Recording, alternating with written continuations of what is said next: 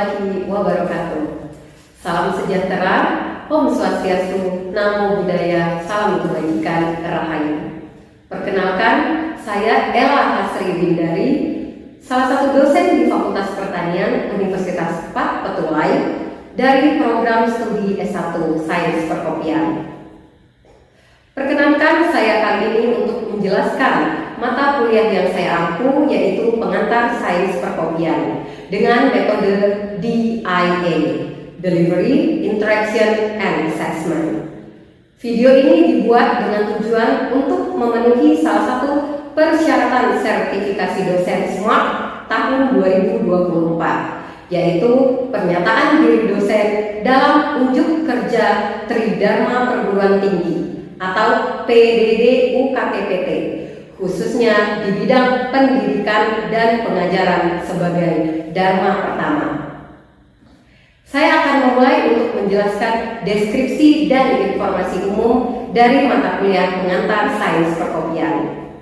Mata kuliah pengantar sains perkopian merupakan mata kuliah wajib pada program studi S1 Sains Perkopian Fakultas Pertanian Universitas Pak Petulai. Mata kuliah PSP ini memiliki bobot sebesar 2 SKS teori selama 1 semester atau setara 16 pertemuan dengan UTS atau ujian tengah semester pada pertemuan ke-8 dan ujian akhir semester atau UAS pada pertemuan ke-16. Bahasa pengantar yang digunakan adalah bahasa Indonesia. Mata kuliah pengantar sains perkopian bertujuan untuk membekali mahasiswa dengan pengetahuan dasar di bidang perkopian dari hulu ke hilir, yaitu tentang sejarah tanaman kopi, persyaratan tumbuh, teknik budidaya tanaman kopi yang mengikuti perkembangan sistem pertanian dan kearifan lokal, mengenal indikasi geografis kopi, memahami perkembangan usaha di bidang pengolahan kopi pasca panen, dan kewirausahaan kopi. Referensi yang digunakan di mata kuliah pengantar sains perkopian beragam, di antaranya buku kopi oleh Pusat Penelitian Kopi dan Kakao atau Puslitkoka, serta e-book Sains Kopi Indonesia dari UB Press yang dijadikan sebagai 2 referensi utama dan didukung oleh buku panduan budidaya dan pengolahan kopi serta beberapa referensi pendukung lainnya dari sumber bacaan berupa buku dan jurnal baik nasional maupun internasional. Sistem pembelajaran yang dilaksanakan adalah sinkronus dan asinkronus dengan menggunakan metode pembelajaran student-centered learning atau pembelajaran yang berpusat kepada mahasiswa sebagai peserta didik dengan model pembelajaran kelas yang kolaboratif dan partisipatif, diskusi kelompok, dan penugasan berupa studi kasus. Pertemuan 1 sampai 7 sebelum UTS menggunakan model pembelajaran blended learning dengan kelas yang kolaboratif dan partisipatif, sedangkan pertemuan 9 sampai 15 sebelum UAS lebih berfokus pada diskusi kelompok dan penyelesaian studi kasus. Bentuk perkuliahan sinkronus dilakukan secara tatap muka di ruang kelas atau luring dan secara daring menggunakan tools web conference seperti Google Meet atau Zoom. Bentuk perkuliahan secara asinkronus dilakukan melalui WhatsApp group dan Google Classroom yang telah disediakan untuk memfasilitasi mahasiswa berdiskusi perihal materi perkuliahan dan penugasan secara mandiri maupun kelompok di Google Classroom. Evaluasi pembelajaran pada mata kuliah pengantar sains perkopian diperoleh dari jumlah kehadiran, kuis, penugasan terstruktur, diskusi kelompok, UTS, dan UAS. Kuis dilakukan sebanyak 2 kali, penugasan terstruktur baik mandiri maupun kelompok dilakukan sebanyak 4 kali, penilaian diskusi kelompok menggunakan rubrik penilaian aktifan dan partisipasi mahasiswa.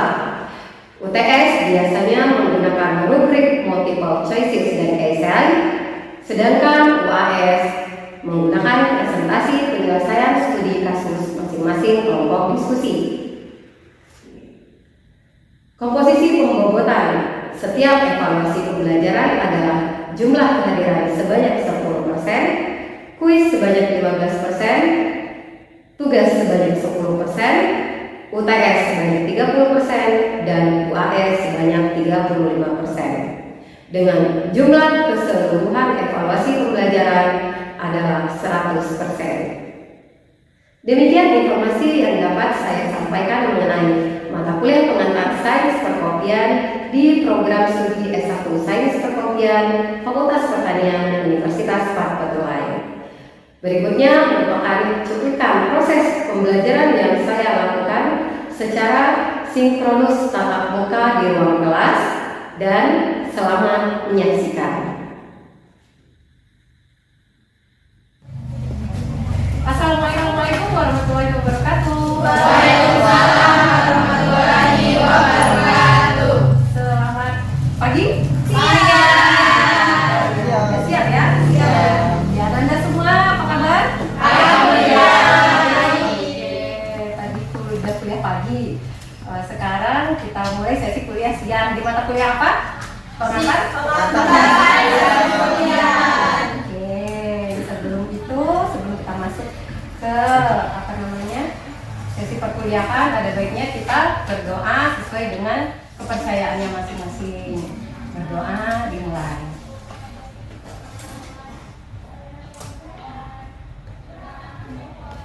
Berdoa selesai. Sudah makan? Sudah aman perutnya, udah bisa konsentrasi menerima materi perkuliahan sesi siang ini ya. Oke, sepertinya ada yang terlambat ini.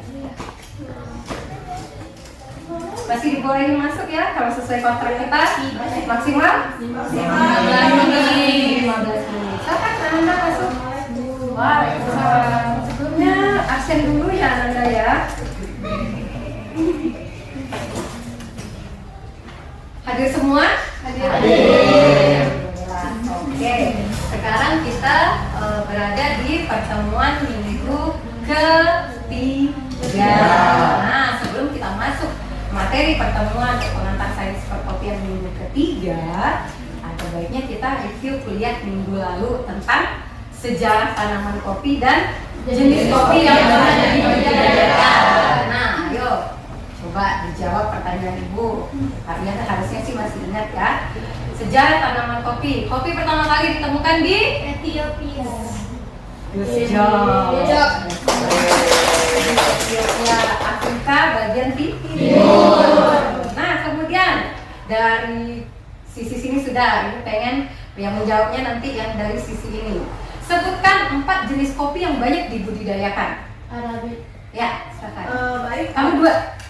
Ya. Dia kasih giliran lagi di belakang. Ada Arabica dan Robusta. Iya. Ada Liberica sama Excelsa. Benar semuanya? Oke.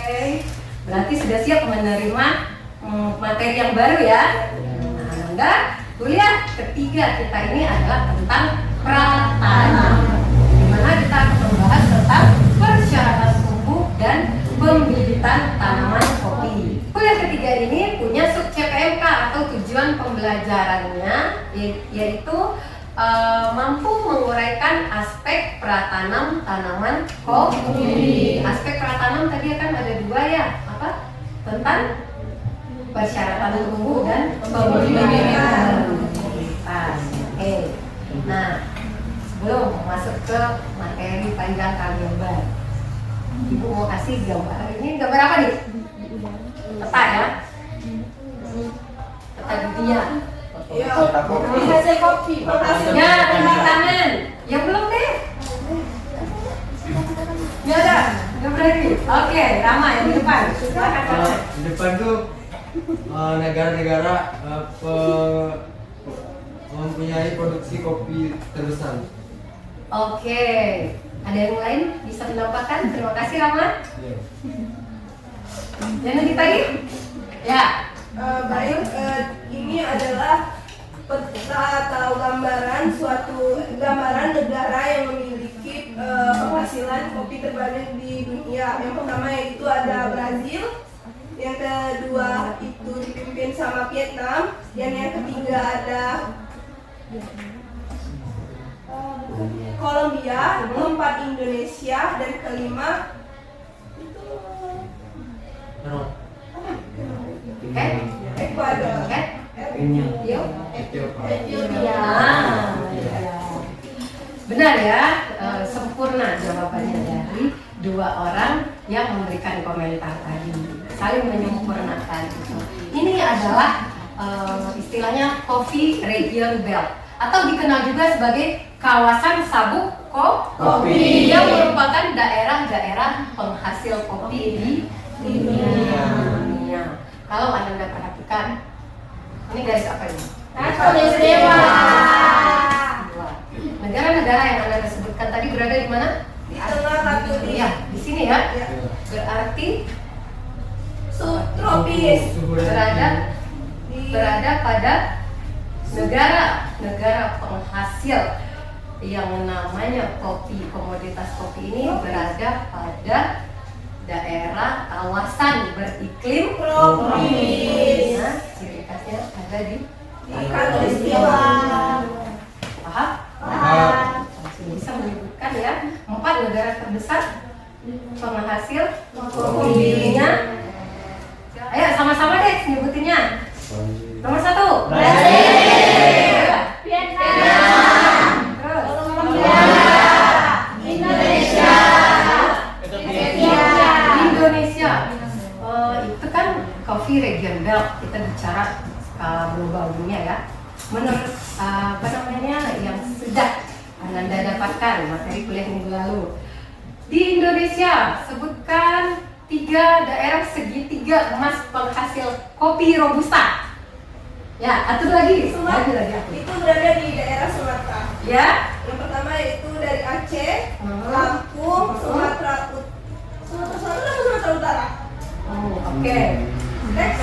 Next, ada lagi yang ingin menambahkan? Silakan. Periksa. Barat, Lampung, Bengkulu. Lampung, Bengkulu, Sumatera Barat. Sumatera Barat. Yang lain? Ya, Agung. Aceh, Lampung, Bengkulu.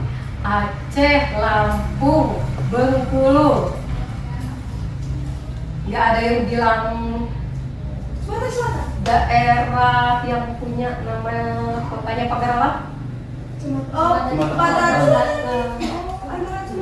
3 daerah segitiga emas penghasil kopi di Indonesia, kopi robusta tempat terutama ya, Sumatera Selatan, Bengkulu, dan Lampung. Ya, diingat-ingat lagi ya, direview lagi. Ini apa namanya? Note catatan kuliahnya. Nah, sudah kenal 4 jenis kopi yang banyak dibudidayakan. Kalau kita Bengkulu termasuk tadi ya penghasil robusta terbanyak di Indonesia. Kopi robusta gitu ya. Masing-masing dari keempat jenis kopi ini memiliki karakteristik dan persyaratan tumbuh yang berbeda-beda. Namun, ada 4 aspek utama yang diperhatikan dalam syarat dan lokasi tumbuh tanaman kopi. Pertama, tanah, Iklim, ketinggian tempat, varietas dan Kodok.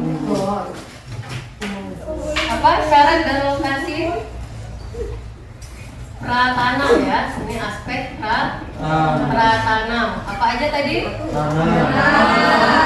Pratanam. Oh, persyaratan.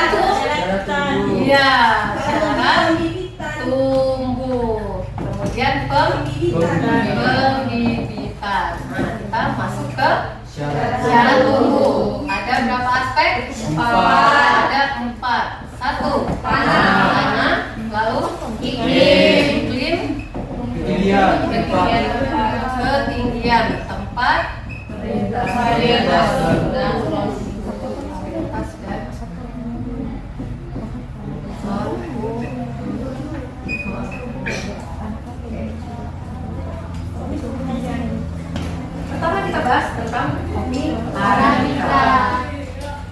Dari asal usul berasal dari Ethiopia. Nah, di mana ia tumbuh liar sebagai tanaman semak. Untuk kondisi tumbuhnya bicara ketinggian tempat. Kopi Arabica sangat sesuai ditanam di daerah dataran tinggi. Sekitar 1000 perkiraannya ya 1000 mdpl ke atas. Apa itu mdpl? Meter di atasnya permukaan laut. Udah pernah dibahas di kelas klimatologi pertanian. Oke, lalu bicara tentang tanah. Iklimnya iklim tropis. Tanah yang sesuai sebagai persyaratan tumbuh kopi Arabica harus tanah yang subur, gembur dan memiliki drainase yang bagus. Kalau ketinggiannya di mana tadi? 1000 sampai ke atas ya. Oke, kemudian untuk cahaya matahari atau lama penyinaran hampir mungkin seragam, di mana di daerah tropis memiliki lama penyinaran itu sekitar 8 sampai 10 jam. Itu artinya mendapatkan cahaya mataharinya yang cukup. Tanaman kopi membutuhkan cahaya matahari, tapi tipikal dari kopi Arabica ini kan agak manja ya. Dia nggak mau yang panas terlalu panas, sehingga seringkali juga ditambahkan dengan naungan. Kemudian yang kedua adalah kopi kopi tanam di daerah Bengkulu. Kopi ini memiliki cita rasanya yang khas, itu lebih pahit kalau robusta. Kalau Arabica tadi lebih asam. Kembali ya. Nah, untuk asal usul dari kopi robusta sendiri itu dari Afrika Barat. Tadi Afrika Timur ya. Ya, dari mana tadi? Nah, kemudian untuk robusta sendiri memang untuk di Indonesia produksinya memang lebih banyak dibanding Arabica. Dari sisi persyaratan tumbuh, iklim,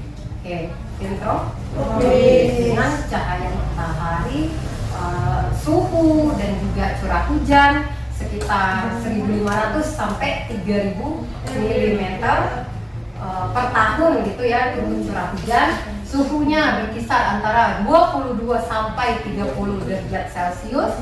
Nah, di sini yang membedakan dengan Arabica, robusta lebih tahan terhadap penyakit.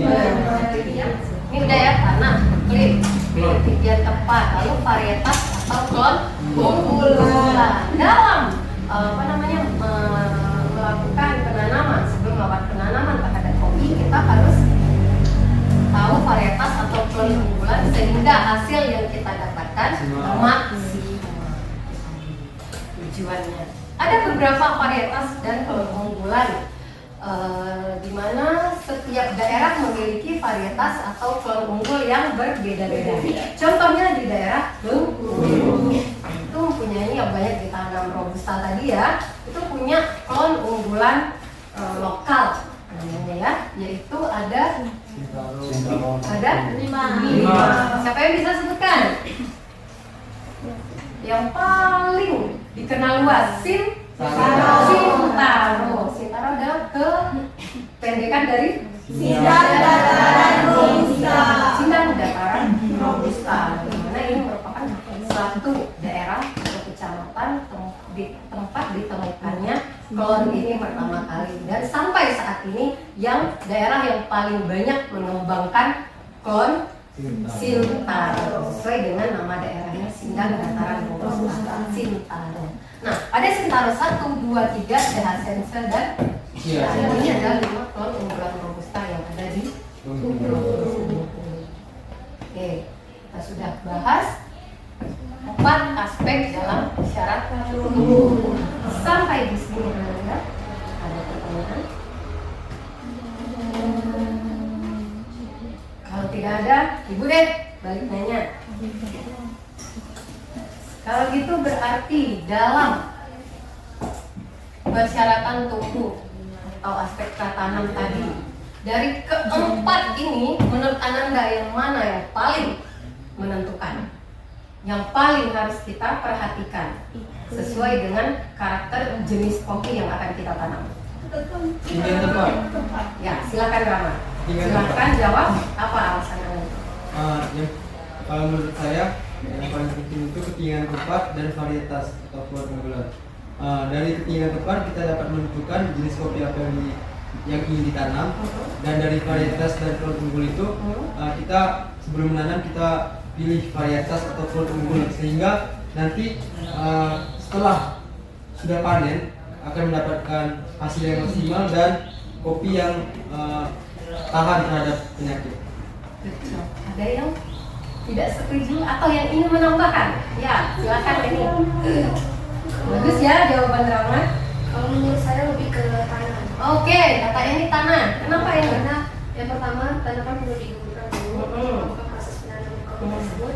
Selain menggunakan varietas yang unggul, kita juga memerlukan lokasi atau tanah yang bisa digunakan layaknya untuk penanaman. Karena biasanya untuk tanah yang cenderung kering itu agak sedikit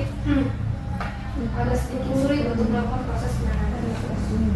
Oke, terima kasih ya. Jawaban Rama sangat tepat sekali dan jawaban ini menambahkan yang disampaikan oleh Rama tadi. Benar ya, sebenarnya kan ini pertanyaannya paling utama aja yang paling sangat kita perhatikan dalam pratanam tanaman kopi itu sendiri dalam hal aspek syarat tumbuh.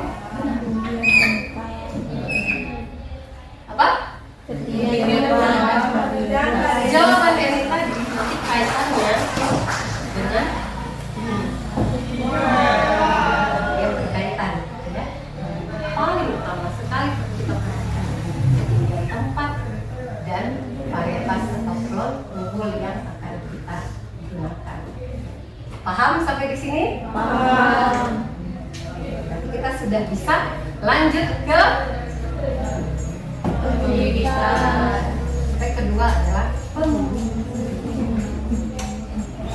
dalam pembibitan kopi dikenal ada pembibitan dari generatif dan vegetatif. Dalam teknik pembibitan kopi kita juga perlu memperhatikan pemilihan benih dan tidak lupa perawatan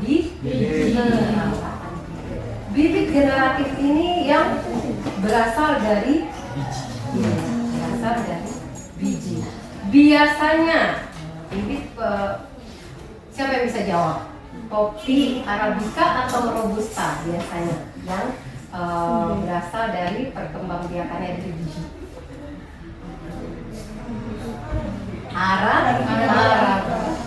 Kemudian untuk bibit vegetatif sendiri itu berasal dari yang pernah kenal istilah grafting atau menyambung, dan bisa juga dari stek. Perbedaan grafting dan stek.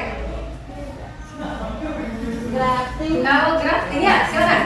Ya. Kalau grafting kita melakukan penyambungan yaitu dengan dua metode Bu, top N ataupun tag N. Sedangkan kalau stek tadi itu kayak kita ngambil bagian dari kopi terus kita tancapkan ke tanah. Betul sekali. Perbedaannya adalah grafting namanya menyambung ya. Menyambung itu menyambung bagian dari tanaman ke tanaman NS. Kalau perbedaannya dengan stek, kalau stek kita tanam bagian tanaman lagi, bibit tadi itu ya, bibitnya bibit vegetatif itu kita tanam di tanah biasa. Sudah paham ya? Sudah bisa melakukannya? Bisa. Iya. Baiklah Ananda, kita sudah bahas tentang syarat tumbuh, kemudian pembibitan. Dalam pembibitan ada dua jenis ya. Ada bibit generatif, ada bibit vegetatif, dan juga kita perlu melakukan perawatan benih dan bibit kopi. Berarti kalau sudah syarat tumbuh, sudah bahas pembibitan, sudah tercapai ya tujuan pembelajaran kita di kuliah ketiga ini.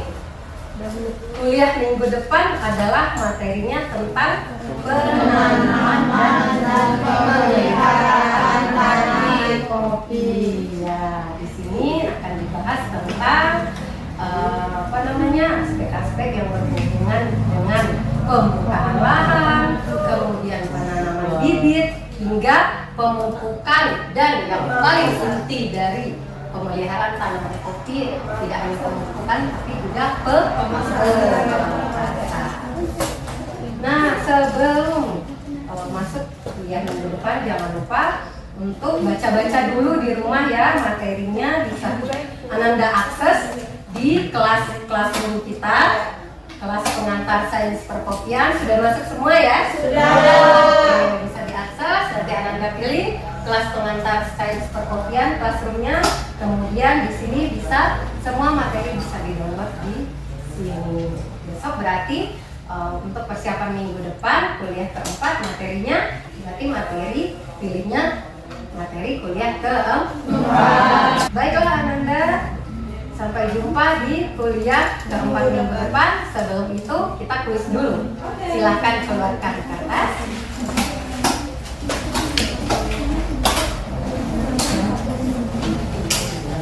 Oke, jangan lupa seperti biasa nama dan NPM. Ya, pertanyaan pertama, jawab cepat aja ya. Nggak usah ditulis pertanyaannya. Berdasarkan aspek pratanam, sebutkan 2 aspek yang perlu kita perhatikan dalam pratanam tanaman kopi. Yang pertama, faktor-faktor yang menjadi perhatian kita dalam menentukan syarat tumbuh tanaman kopi.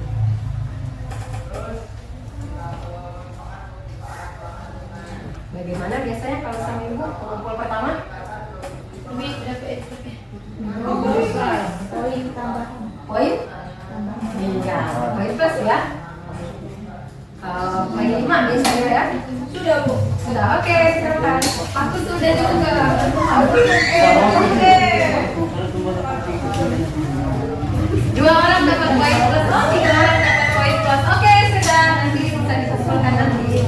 Kita tutup dulu kuliah kita siang hari ini sebelum kita sampai atau menutup perkuliahan kita di minggu ketiga ini. Ada baiknya kita sama-sama membaca Alhamdulillah. Tidak ada lagi kelas sesi selanjutnya. Ya, ada ya. Silakan pulang kembali ke kosan atau kalau mau ngisi. Hati-hati di jalan. Sampai jumpa minggu depan. Bilang topik main saya. Assalamualaikum warahmatullahi wabarakatuh.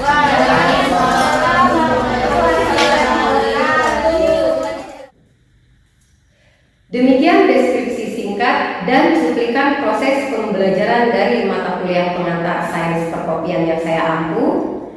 Semoga dapat memberikan gambaran mengenai kinerja pengajaran yang saya lakukan, khususnya pada mata kuliah pengantar sains perkopian di program studi S1 Sains Perkopian Fakultas Pertanian Universitas Pat Petulai. Saya mengucapkan terima kasih kepada seluruh tim penilai dan tim panitia sertifikasi dosen SMART tahun 2024, khususnya dari Direktorat Sumber Daya Ditjen Dikti Ristek, Kemdikbudristek Dikti Republik Indonesia. Saya juga mengucapkan terima kasih kepada Universitas Pat Petulai, Fakultas Pertanian, jajaran pimpinan, rekan sejawat dosen, serta para mahasiswa yang saya banggakan. Demikian yang dapat saya sampaikan. Mohon maaf atas segala kekurangan. Akhirul kalam, billahi taufiq wal hidayah. Assalamualaikum warahmatullahi wabarakatuh.